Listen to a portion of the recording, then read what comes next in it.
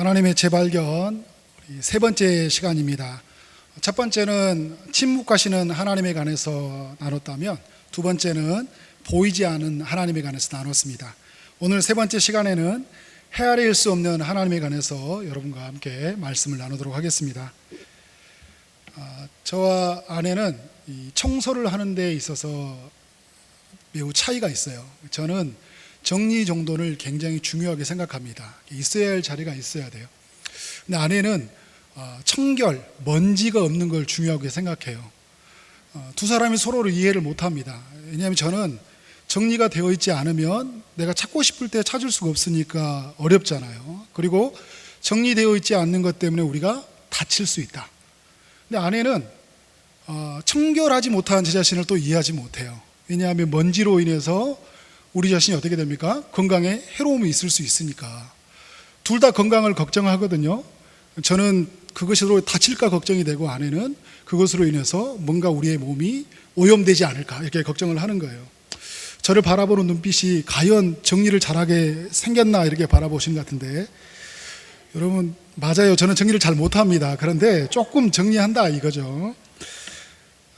행복하게 사는 법을 이제 결혼하면서 터득하게 된 거예요. 어떻게 살았을까요? 저는 정리를 하고 아내는 먼지를 닦는 거예요. 그러니까 행복해지는 거예요.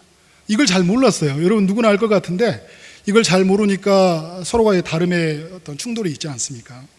사람을 알아가는 것들, 사람과 소통하고 사람과 함께 공존해 나간다는 것은 많이 어렵다라는 생각이 듭니다.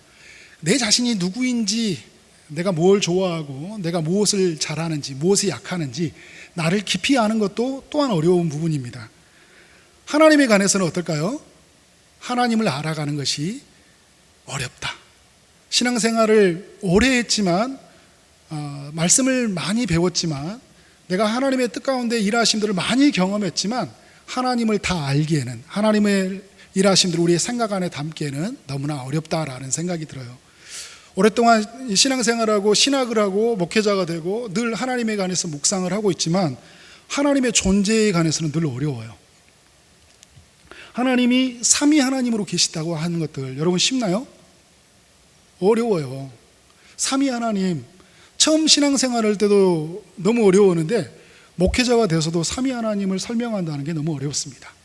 예수 그리스도가 완벽한 하나님이면서 완벽한 인간이다. 여러분 이해하기 쉽나요?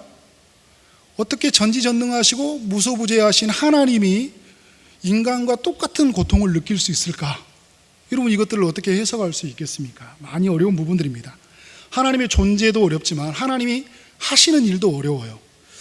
왜 죄를 지을 가능성이 있는 인간을 만들었을까? 죄 짓지 않도록 만드시면 되잖아요. 왜 에덴 동산에 선악과를 두셨을까? 창세기 1장부터 3장까지 평생 이것 때문에 고민하고 이것 때문에 질문하는 사람들이 있어요.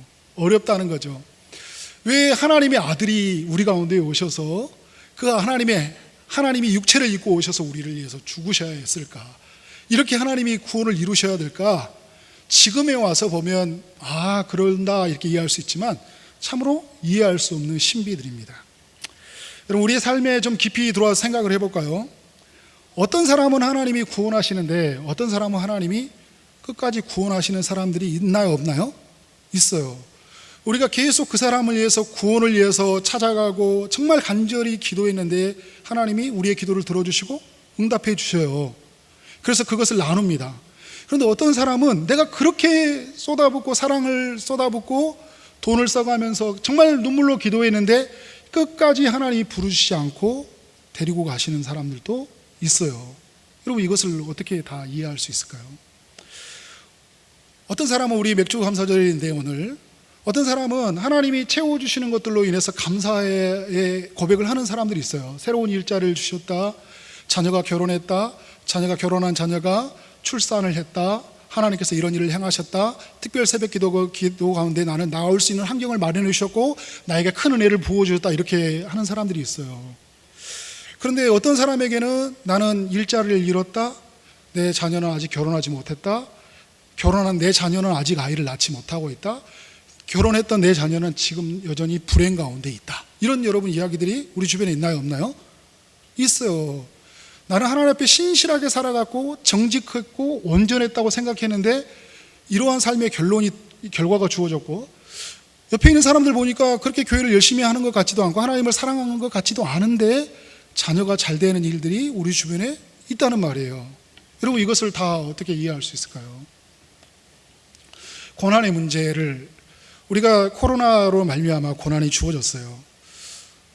그래서 우리 코로나를 통해 많은 걸 깨닫게 되죠. 우리의 하나님 앞에서 우리가 앞서 있거나 하나님 앞에 우리의 삶이 다 미치지 못했거나 다 드리지 못했던 우리의 삶을 돌아보는데, 하나님은 이 코로나 기간을 멈추지 않는 거예요. 왜 멈추지 않으시는 것일까? 왜 고난을 이렇게 계속 주시는 것일까? 어떤 사람들은 돈이 많아서 또 건강해서 코로나를 잘 넘어가는데, 어떤 사람은 건강이 약해져서 코로나로 말미암아 죽는 사람이 있어요. 크리스찬들 중에서도.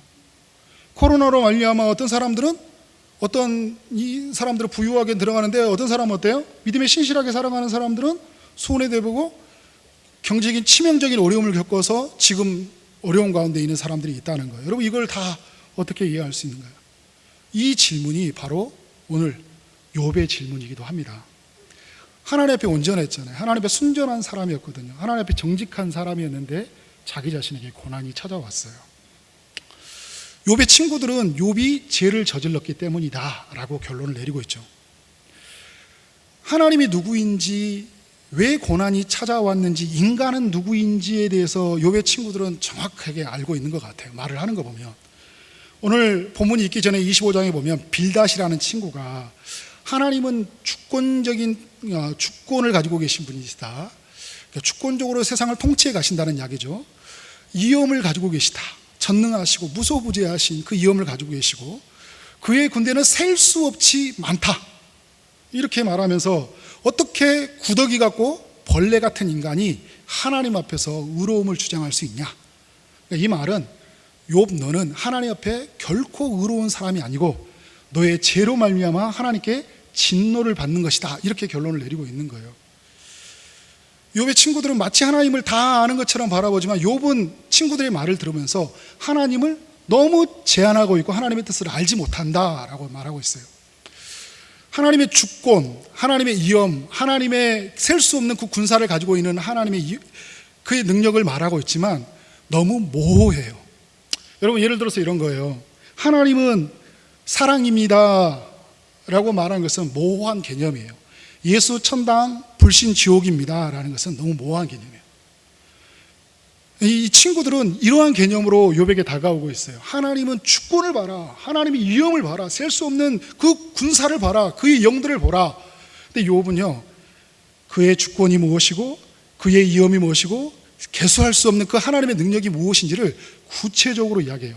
그래서 1절부터 4절까지는 너희들이 알려주는 지혜로는 도무지 내가 깨달을 수가 없고 그것은 누구나 알 만한 이야기고 오히려 나에게 힘이 빠진다 이야기를 하고 있어요. 여러분, 하나님의 사랑입니다 이야기할 때 풍성한 이야기는 뭐예요? 하나님의 사랑이 얼마나 큰지, 얼마나 깊은지, 얼마나 넓은지에 대해서 말해야 돼요. 하나님은 나 같은 죄인을 사랑하셔서 하나님의 아들을 죽이셨잖아요. 하나님은 끝까지 나를 사랑하셨어요. 하나님의 아들을 우리를 죽이셔서 죽음으로 말미암아 우리를 구원하셨어요. 하나님의 사랑이 더욱 구체적이고 분명한 것이 우리 성경을 통해 드러나지 않습니까? 우리의 삶을 통해 하나님은 사랑이다라는 것이 우리에게 드러나요. 그래서 믿음 안에 있는 사람들은 여러 삶의 모든 모습들, 순간순간 하나님이 일하신 들 보면서 하나님의 사랑을 느껴요. 하나님의 풍성함을 누린다는 거예요. 근데 욥의 친구들은 그런 사랑을 누리지 못하고 그런 풍부함이 없는데도 하나님을 다 아는 것처럼 말해요. 근데 욥은 그 하나님의 풍성함을 다 알고 있지만 하나님을 다 이해할 수 없다, 이렇게 결론을 내리고 오늘 5절의 말씀부터 욥이 친구들에게 말씀을 이어가는 것을 보게 됩니다. 그러니까 욥의 친구들은 다 아는 것 같고 욥은 다 알지 못하는 이 선이 흐르고 있어요. 욥기에는 욥은 5절 이하부터 창조 세계의 가장 낮은 곳을 말하고 있습니다. 이 고대인들에게서 가장 낮은 곳은 물 아래라고 생각을 했어요. 그리고 하늘이 가장 높다고 생각한 거죠. 북쪽의 하늘, 북쪽을 바라보는 하늘이 가장 높다고 생각을 했거든요. 근데 이 욥이 친구들을 향해 어떤 이야기를 했냐면 지금 물 밑을 향하게 하는 거예요. 물 밑에 향하게 하는데 너희가 볼 수 없는 더 밑에 있는 것이 있다. 여러분, 인간이 물 아래에 내려간다면, 고대 사회에서 물 아래에 내려간다면 몇 미터나 내려갈 수 있을까요? 지금은 우리가 잠수복을 입고 특수한 장비를 가지고, 잠수함을 가지고 물 밑에 내려가기도 해요. 근데 인간이 내려갈 수 있는 것이 한계가 있잖아요. 인간이 볼 수 있는 게 한계가 있는데, 그 고대 사이에서 인간이 볼 수 있는 것들이 물 밑에서 너희가 하면 얼마나 내려갈 수 있냐. 그런데 물 밑에도 다 보지 못하는데 그 밑에, 물 밑에는 죽은 자의 영들이 떨며 있다 이야기를 하고 있어요. 수월도 벗은 몸으로 드러나며 멸망도 가림이 없습니다. 그러니까 죽은 자의 영들이 이 심판 가운데, 그 수월에서, 음부의 세계에서, 지옥에서 있다는 거예요. 네가 이것을 아냐라고 말하고 있어요. 너는 지금 다 본 것처럼 이야기하고 있는데 너는 아무것도 볼 수 없는 존재면서 어떻게 네가 쉽게 판단하고 쉽게 네가 결론을 지을 수 있냐, 이렇게 이야기를 하는 거죠. 그래서 욥은 창조세계의 그 신비로움을 이야기해 나갈 때 가장 아래에서 높이 올라가요. 하늘로 올라갑니다. 땅에서 하늘로 올라가는데, 그 땅에 하늘로 올라갈 때 가장 높은 곳이 북쪽의 하늘이라고 고대인들이 생각했다고 그랬잖아요. 근데 북쪽을 보니까 밤하늘에 봤던 것 같아요. 허공을 펴시며 그 땅을 아무것도 없는 것이 매달리는 게 보인 거예요. 그러니까 북쪽 하늘에 북극성이 있었고 북두칠성이 있는 걸 본 것 같아요. 근데 예전에는 공기가 많이 오염되지 않았기 때문에 분명하게 봤을 거예요. 놀라운 건 뭐냐면, 하늘에 무슨 줄도 없는 것 같은데, 무슨 받침판도 없는 것 같은데 이게 떠 있는 거예요. 여러분, 이게 컵이 있는데 제가 이 컵을 논다고 생각하면 여러분 불안할까요, 안 불안할까요? 왜? 받치는 게 없고 붙잡아주는 줄이 없으니까. 근데 하늘을 보는데 별이, 온 우주가 어떻게 해요? 떠 있는 거예요. 신기하지 않습니까? 과학자들은 중력의 법칙이라고 이야기해요. 떠 있는, 붙잡아주는 것도 없고 받쳐주는 줄도, 이 받침판도 없는데 이런 신비로움을 네가 이해할 수 있냐라는 것입니다. 그래서 8절에 물을 빽빽한 구름에 싸시나 그 밑에 구름이 찢어지지 아니하느니라. 하늘을 딱 보니까 높이 이제 우리에게 눈에 보이는 하늘을 보는 거죠. 그리고 별을 보는데, 여러분, 별을 다 볼 수 있나, 인간이? 별이 보이는 빛을 보는 거잖아요. 별을 다 못 보는 거거든요. 보이는 만큼 인간은 볼 수 있는데, 별도 다 볼 수 없는데 그 신비로움이 있어요. 근데 하늘 위로 보는데 구름에 물이 있는 거예요. 창세기 1장에 봤을 때 하늘 위에 있고 또 궁창 위에 있고 땅 아래에 있는 이 물이 욥에게 보이는 거예요. 신기한 거예요. 물이 왜 하늘에 있지? 근데 구름에 쌓여져 있어요. 이게 무슨 비닐봉다리 있는 거예요. 큰 바켓에 있는 게 아니라 구름에 쌓여 있는 거예요. 신기하지 않습니까? 그런데 이 구름에 쌓여 있는 물이 쏟아지지 않는 거예요. 쏟아지면 어떻게 돼요? 폭우가 되어서 다 날아갈 것 같은데, 홍수처럼 휩쓸려 갈 건데, 이런 모든 것들을 보면서 네가 해석할 수 있냐는 거야. 이 시대에 많은 사람들도 중력의 법칙으로 하나님, 이 우주를 판단합니다. 망원경으로, 또 고성능 카메라로 이 천체 만경을 다 우리 바라보면서 세상은 이런 것이야 라고 말하고 있어요. 그래서 땅에 이 수증기가 증발해서 비구름을 형성한다, 이 정도밖에 이야기하지 못하지 않습니까? 그런데 하나님이 이런 모든 중력의 법칙을 만드시고 만물을 통치하시고 보존하시는 하나님의 일하심들을 네가 어떻게 판단할 수 있고 네가 쉽게 결론을 내릴 수 있냐는 거예요.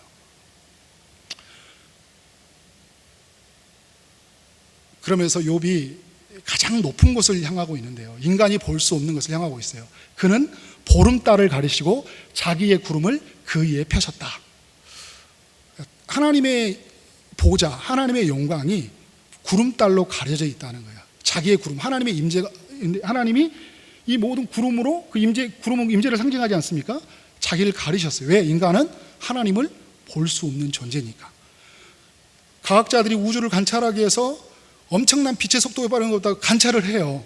우주의 끝이 어디인지, 우주에 무엇이 있는지, 행성이 몇 개가 있는지를 관찰을 하잖아요. 별이 몇 개가 있는지. 그래서 많이 발전하면 발전할수록 어떤 것인지를 보다 선명하게 알 겁니다. 그러나 인간은 그 보좌 위에 계신 하나님을 결코 볼 수 없다는 거. 가장 낮은 곳에 있는 그 음부의 세계도 볼 수 없고 천상의 세계도 볼 수 없고, 그리고 이 땅에 있는 존재하는 땅 아래에 있는 물 아래도 못 보고 하늘에 있는 그 별들도 제대로 볼 수 없는 인간의 그 연약함, 한계가 있다는 거죠. 그래서 욥이 10절부터 24절까지 헤아릴 수 없는 그 하나님의 능력에 대해서 말을 해요. 10절에 보면 수면의 경계를 그으시니 빛과 어둠이 함께 끝나는 것이다 이야기를 하고 있어요. 바다와 강을 보는데 아침에 해가 뜨고 저녁에 해가 지는 거예요. 신기하지 않습니까? 빛이 이 땅에 비춰주고 해가 내려가면서 어두움이 이 땅에 임해요. 그런데 이런 세상, 우리는 여러분 과학이 어떤 자전과 공존에 의해서 그래서 빛이 들어오고 어둠이 생긴다 이렇게밖에 표현할 수 없는데, 하나님이 빛과 어둠을 통해서 만물을 쉬게 하고 만물을 자라게 하시면서 이 땅을 보존해 가시는 것들, 여러분 신비롭지 않습니까? 우리가 지구와 이 태양, 이 달, 이 모든 게 여러분 이 자리에 놓여져 있는데, 이게 조금만 이탈하면 어떤 일이 생길까요? 지구가 태양에 조금만 가까워지면 우리는 타서 죽을 거예요.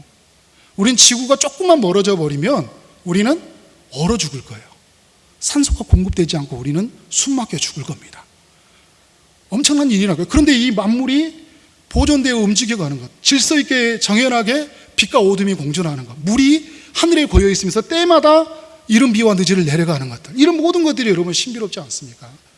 11절 이하는 보면 하나님이 창조주이신데 만물을 통제하시기 위해서 심판자라는 것도 보여주고 있습니다. 그가 꾸짖으신 즉 하늘 기둥이 흔들리며 놀라니라. 그러니까 하나님이 천재지변이 움직이는 거잖아요. 하나님이 꾸짖으시니까. 그래서 비의 구름이 하나님이 꾸짖으시니까 노아의 홍수처럼 어떻게 하늘에서 물이 터져서 사람들을 심판하잖아요. 그죠? 그 우레아 같은 것들이 내려서 어떤 사람들의 번개가 내려서 사람들에게 어떻게 돼요? 번개를 맞아 죽기도 하는 거예요. 물을 통해서 심판이 일어나기도 하는 거예요. 놀라운 겁니다. 하나님의 능력이 미치지 아니하는 곳이 없다. 하늘에 이르고 바다에 이른다. 잔잔하게 하시기도 하고 맑게도 하시는데 하나님의 능력은 사탄에게도 이른다. 오늘 보면 지혜로 라합을 깨뜨린다 그러는데, 라합은 바다 괴물을 말하고 있거든요. 그럼 바다 괴물이 누구냐 할 때 13절에서 날렵한 뱀, 바로 사탄을 이야기하고 있어요. 욥기 1장에서 2장에 말하는 천상회의, 하나님 앞에서 하나님의 백성들을 시험했던 그 사탄이 하나님의 지혜로 말미암아 깨트려지는 존재일 수밖에 없다는 것을 보여주고 있어요.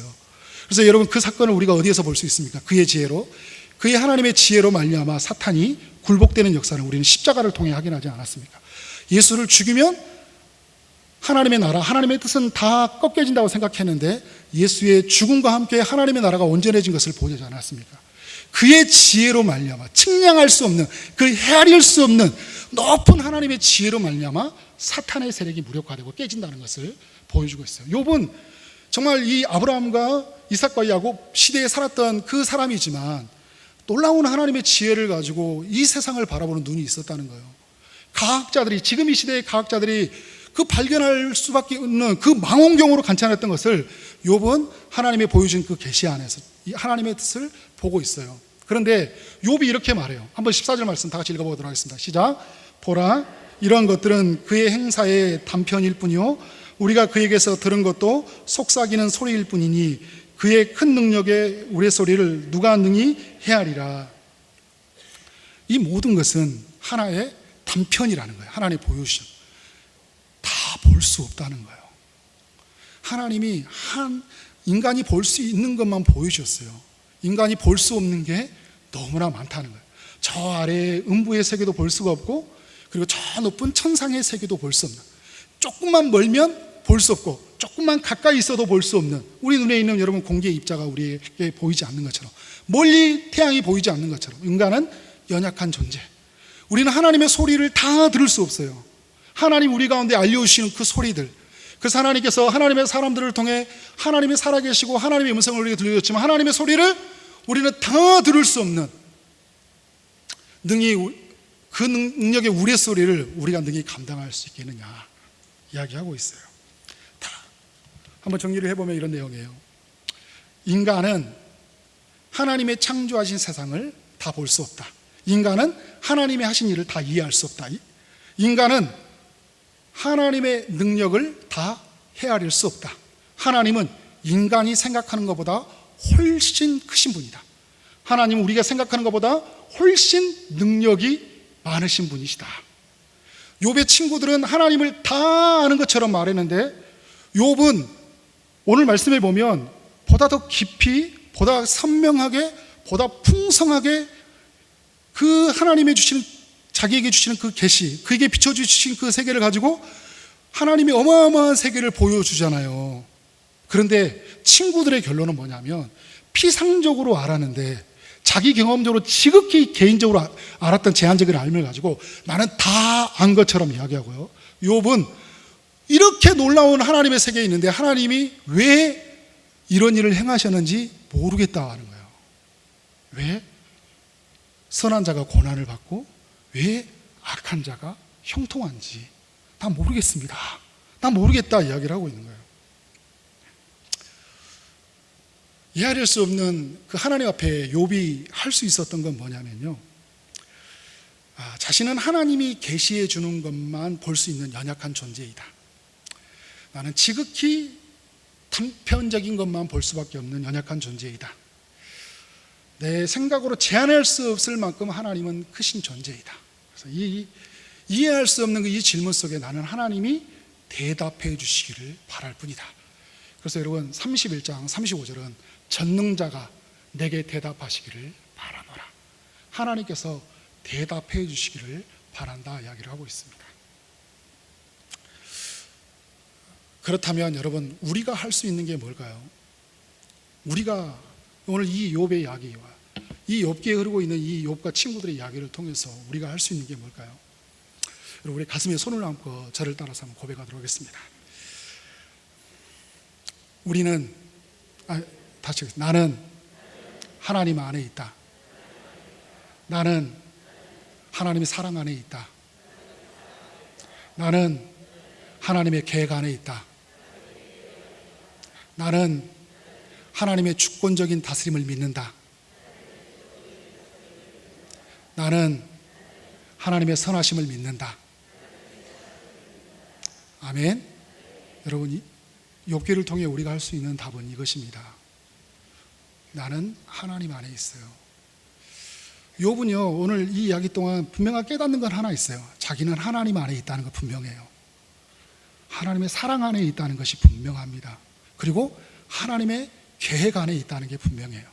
그런데 하나님이 주권적으로 다스려가는 이 세계 앞에 그 자신이 굴복해 가요. 그리고 하나님은 선하시다. 왜 선한 자에게 고난을 주시는가?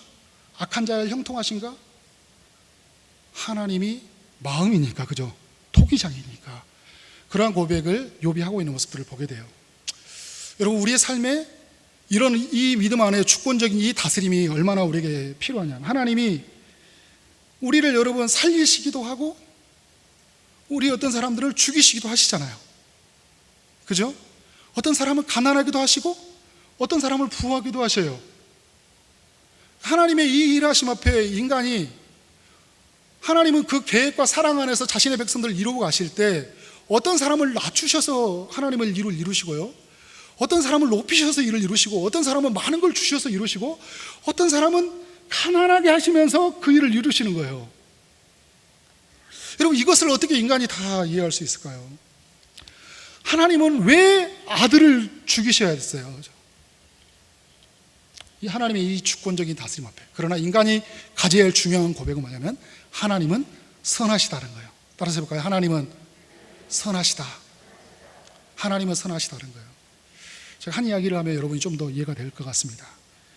빙점이라는 소설 미우라 아야코가 적었다는 거 아시죠?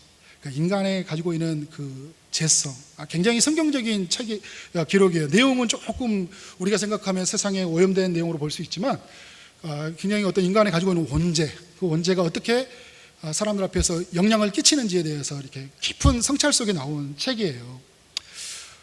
미우라 아야코가 책을 쓰고 그래서 하나님이 누구인지를 알려주기 위해서 많은 것들을 하며 살았죠. 그런데 그녀는 동시에 몸에 고통을 안고 살아야 했어요.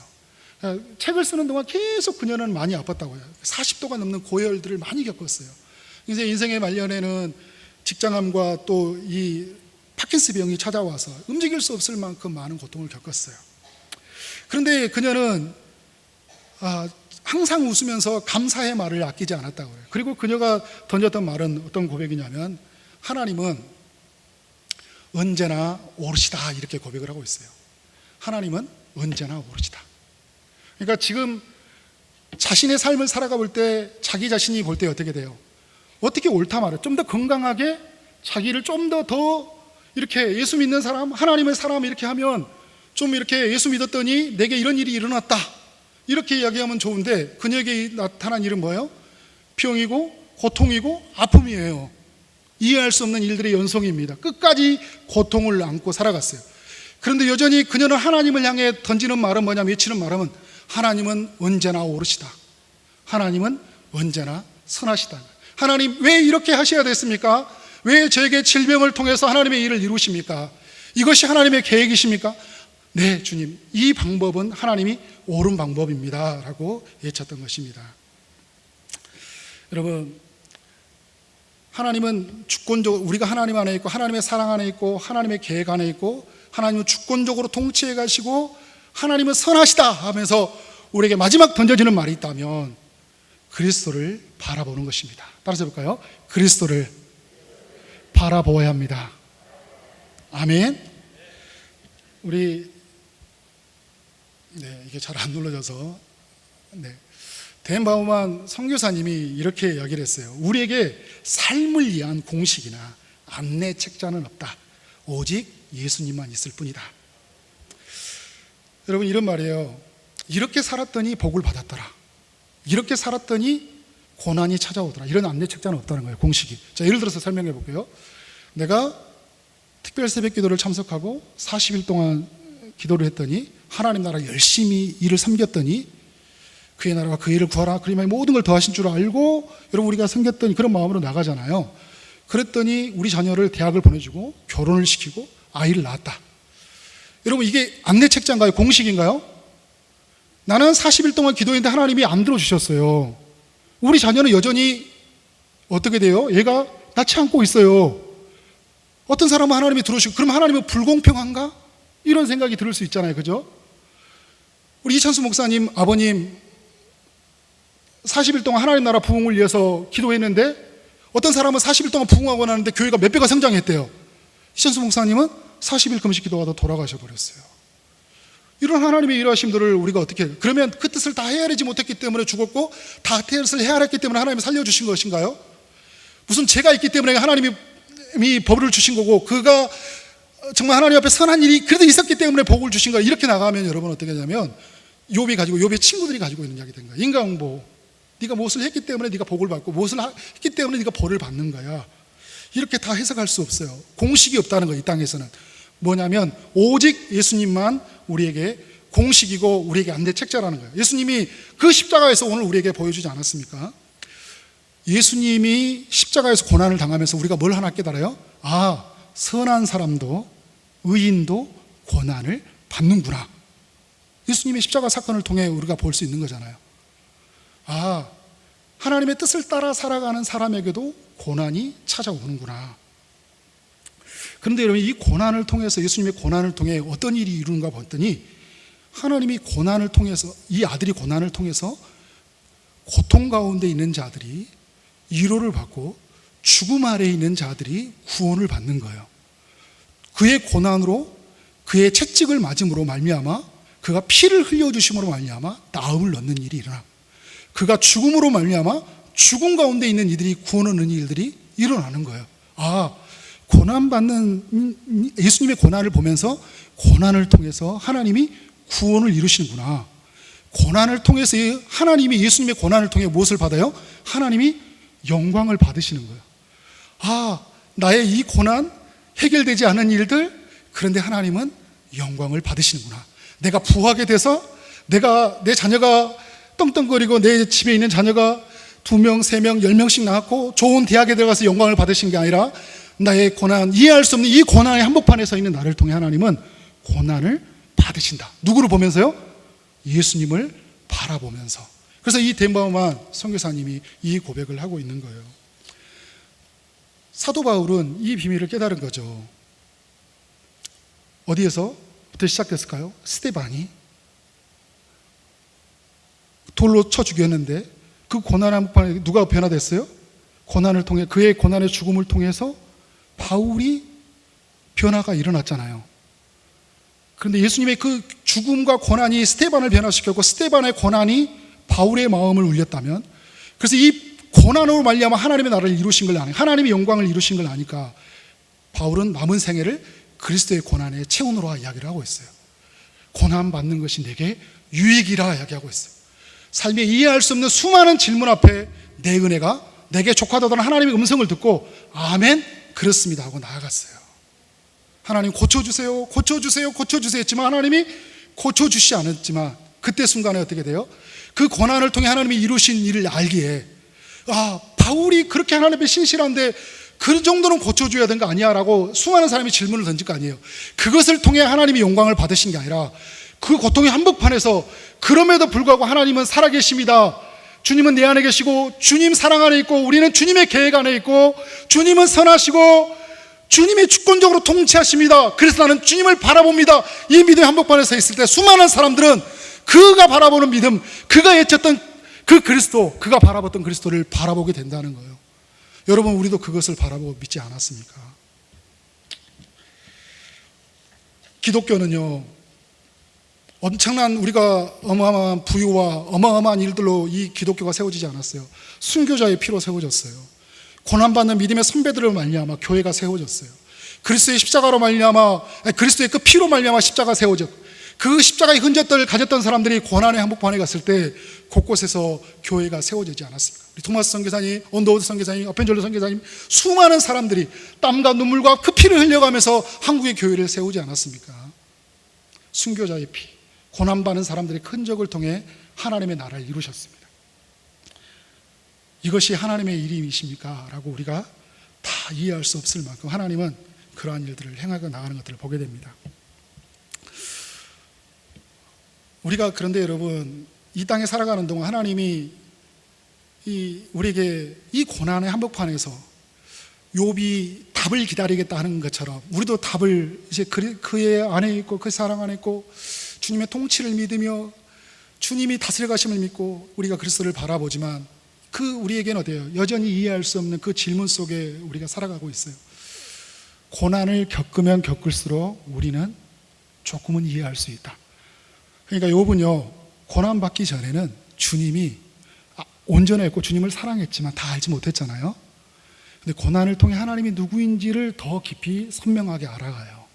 그렇지만 그는 끝까지 하나님을 알지 못해요. 그래서 42장에 다가오면 욥이 하나님을 아직 알지 못했다, 그러고 끝나요. 욥이 이제 다 알았습니다 라고 하지 않습니다. 근데 우리의 삶에 여러분, 완벽하게 이 땅에 살아가는 동안 우리가 다 알 수 없다. 언제 알 수 있을까요? 주님이 오신다. 그래서 여러분, 우리가 주 예수여 어서 오시옵소서 하는 거잖아요. 우리가 주님 앞에 불려갔을 때 우리가 왜 고난받는지, 하나님이 왜 이렇게 창조를 이루시고 타락한 인간에게 예수 그리스도를 보내셔서 구원하셨는지, 하나님의 뜻을 이루시기 위해서 왜 나를 구원하셨고 왜 나를 이런 상황 속에 몰아가는지, 왜 이 속에 하나님이 침묵하셨는지, 왜 그것을 빨리 해결해 주시지 않았는지 어떻게 안다고요? 그날에 갔을 때 우리는 알 수 있을 거예요. 그래서 오늘 이 수많은 답답함이 있지만 여전히 우리의 마음속에 하나님을 신뢰하는 마음을 붙잡고 살아가는 삶, 우리에게 너무나 중요하다는 것입니다. 맥주 감사절이에요. 욥기를 하면서 맥주 감사절을 가지고 말씀을 풀어가려고 하니까 많은 어려움들이 있더라고요. 어떻게 이것을 해석할 수 있을까? 어떻게 이것을 우리가 정말 이 어려움들, 코로나, 여러 많은 우리 성도들, 특별히 이걸로 하는 어려운 일들이 많이 있잖아요. 그런데 오늘 이 욥기는 우리에게 이 코로나와 여러 가지 아픔 가운데 있는 우리에게 너무나 중요한 교훈을 주고 있다.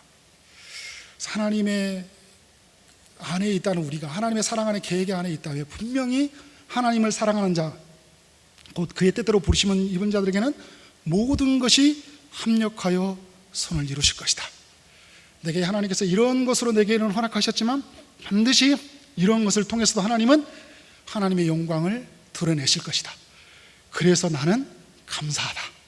하나님의 사랑 안에, 그의 계획 안에, 그의 모든 선하신 가운데 있기 때문에 나는 지금 포도나무에 열매가 없고 감람나무에 소출이 없고 애양간에 송아지가 없지만 나는 그 하나님으로 말미암아 감사하다. 그 하나님으로 말미암아 기뻐하다. 그것이 오늘 맥주 감사절을 보내는 우리의 삶인 줄 믿습니다. 그것을 붙잡고 오늘 한번 하나님께서 주시는 마음의 소원을 붙잡고 한번 주보에다 적어 보시기 바랍니다. 하나님께서 여러분에게 허락하신 주의 음성이 어떤 것입니까?